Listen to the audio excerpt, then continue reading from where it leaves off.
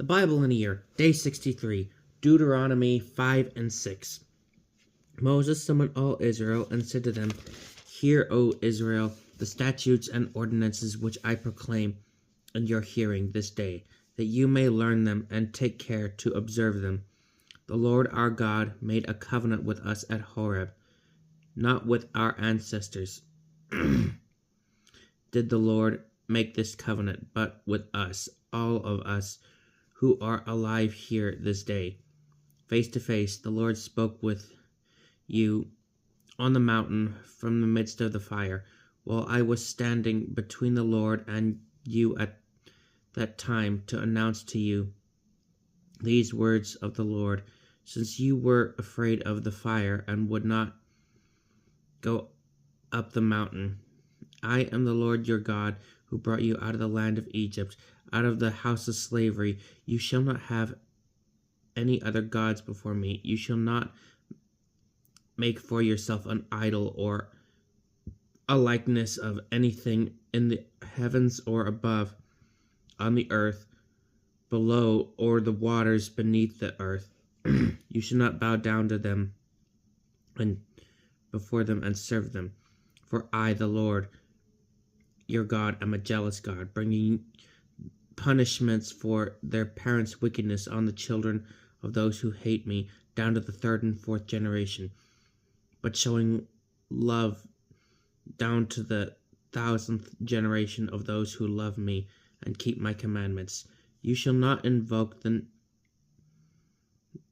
name of the Lord your God in vain, for the Lord will not leave unpunished anyone who invokes his name in vain. Observe the Sabbath day, keep it holy, as the Lord your God commanded you. 6 days you may labor and do all your work, but on the seventh day is the Sabbath of the Lord your God. You shall not do any work, either you, your son, or your father, or your daughter, your male or female slave, your ox or donkey, or any work animal, or resident alien within your gates, so that your male and female slave may rest as you do. Remember that you too were once slaves in the land of Egypt, and the Lord your God brought you out from there with a strong hand and an outstretched arm. That is why the Lord your God has commanded you to observe the Sabbath day. Honor your father and mother as the Lord your God has commanded you, that you may have a long life, that you may prosper in the land the Lord your God is giving you. You shall not kill, you shall not commit adultery, you shall not steal,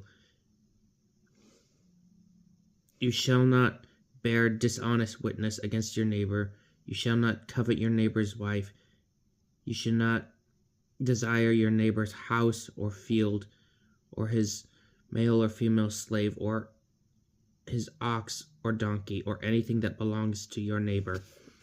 These words the Lord spoke with a loud voice to your entire assembly on the mountain, from the midst of the fire and the dense black cloud, and added no more. He inscribed them on 2 stone tablets and gave them to me. But when you heard the voice in the midst of the darkness, while the mountain was ablaze with fire, you came near me, all your tribal heads and elders, and said, The Lord our God has indeed let us see his glory and his greatness.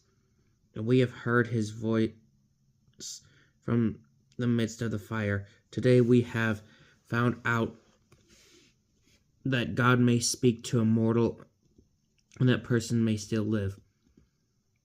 Now why should we die? For this great fire will consume us. If we hear the voice of the Lord our God any more, we shall die. For what mortal has heard the voice of the living God speaking from the midst of fire as we have lived? You go closer and listen to all that the Lord our God will say, and then tell us what the Lord our God tells you. We will listen and obey. The Lord heard words as you were speaking to me, and said to me, I have heard the words these people have spoken to you, which are all well said. Would that they might always be of such a mind to fear me and keep all my commandments. Then they and their descendants would prosper forever. Go tell them, return to your tents. Then you shall hear me, and I will give you all the commandments, the statutes, and the ordinances. You must teach them, that they may observe them in the land I am giving them to possess. Be careful, therefore, to do as the Lord your God has commanded you, not turning aside to the right or to the left, but following exactly the way what the Lord your God commanded you, that you may live and prosper, and may have long life in the land which you are to possess. This then is the commandment, the statutes, and the ordinances which the Lord your God has commanded, that you be taught to observe in the land you are about to cross into to possess, so that you, that is, you, your child, your grandchild, may fear the Lord your God by keeping, as long as you live, all his statutes and commandments, which I enjoin on you, and thus have long life. Hear then, Israel, and be careful to observe them, that it may go well with you, and that you may increase greatly. For the Lord, the God of your ancestors, promised you a land flowing with milk and honey. Hear, O Israel, the Lord is our God, the Lord alone. Therefore you shall love the Lord your God with your whole heart, and with your whole being, and with your whole strength. Take to heart these words which I command you today. Keep repeating them to your children. Recite them when you are at home and when you are away, when you lie down and when you get up. Bind them on your arm as a sign, and let them be as a pendant on your forehead.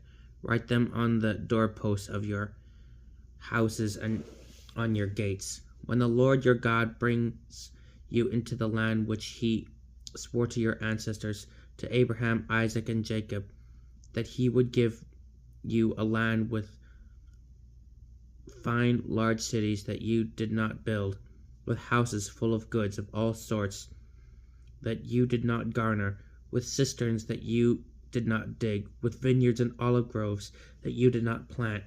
And when therefore you eat and are satisfied, be careful not to forget the Lord, who brought you out of the land of Egypt, the house of slavery. The Lord your God shall you fear, him shall you serve, and by his name you shall swear. You shall not go after other gods, any of the gods of the surrounding peoples, for the Lord your God, who is in your midst, is a passionate God, lest the anger of the Lord your God flare up against you, and he destroy you from upon the land. You shall not put the Lord your God to the test, as you did at Massah, but keep the commandments of the Lord your God, and the decrees and the statutes he has commanded you. Do what is right and good in the sight of the Lord, that it may go well with you, and you may enter in and possess the good land which the Lord promised on oath to your ancestors, driving all your enemies out of your way as the Lord has promised. Later on, when your son asks you, what do these decrees and statutes and ordinances mean, which the Lord our God has enjoined on you, you shall say to your son, we were once slaves to Pharaoh in Egypt, but the Lord brought us out of Egypt with a strong hand, and wrought before us our eyes signs and wonders great and dire against Egypt and against Pharaoh and his whole house. He brought us from there to bring us in and give us the land he had promised on oath to our ancestors. The Lord commanded us to observe all these statutes in fear of the Lord our God, that we